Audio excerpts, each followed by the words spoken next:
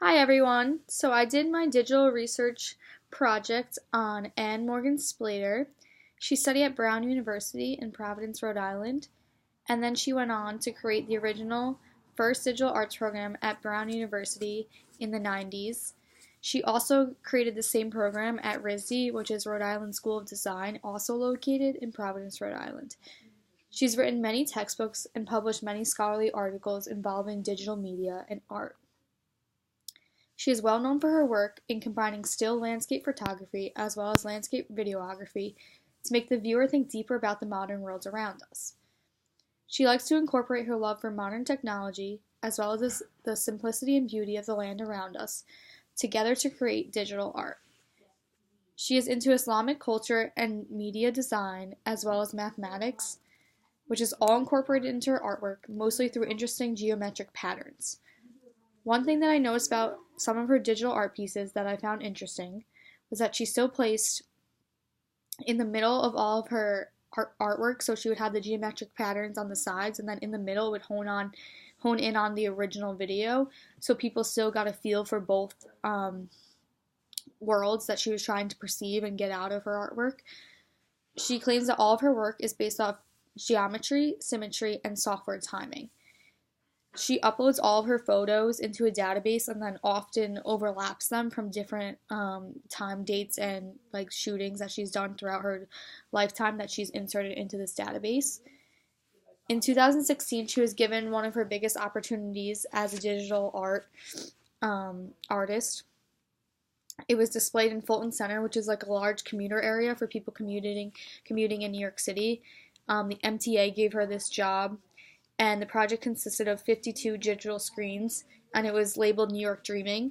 So this was all displayed in this huge commuter hub that millions of people saw daily as they were commuting to work, and it was supposed to make them have a sense of appreciation and deeper feeling for New York City and the world around them, because that was one of Anne's biggest focuses. She wanted people to appreciate the world around them deeper and understand it better.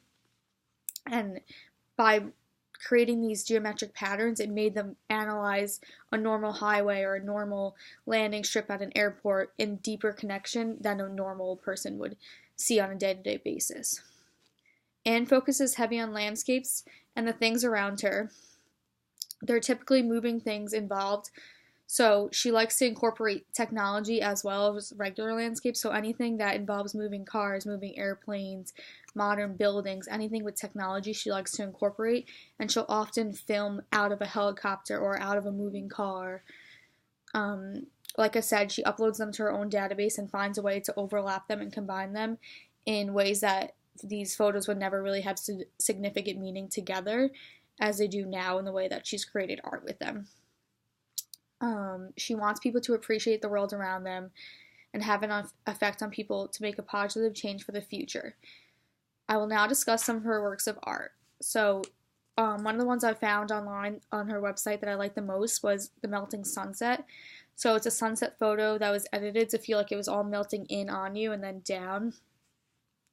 And then another one was, it's called Looking Glass, and it's an aerial view of a New York City highway, and it has all the moving cars and all of the modern buildings incorporated in it.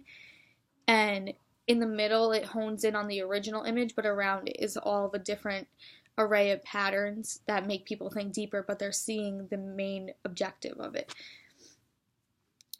This is a quote from where the two works of art were posted to give a little bit of a synopsis on them. So, they were recorded while leaning out of a helicopter soaring over the East River. Anne's River Time is an adrenaline-pumping video series that celebrates and examines iconic New York imagery. After capturing the raw footage, Anne brought the files into the editing room and turned the scenes into kaleidoscopic and psychedelic portals. Combining heavy digital manipulation techniques and exhilarating first-person footage, River Time explores the relationship between observation and algorithm. To wrap up this video, I'd like to end up with a quote that wraps up who Anne Spalter is as a whole. Inspired by her mathematical background and interest in Islamic art, she uses a symmetrical kaleidoscope framework to bring together order to complexity. The kaleidoscope framework and complexity of is digitally generated by computer and is a reminiscent of some psychedelic art. Although Spalter's work is not related to any substance effects, she does feel that the computer offers a new tool for transcendental visual thinking, and in the case of these landscape works, to disorient the viewer and force a new perspective both literally and figuratively. Thank you.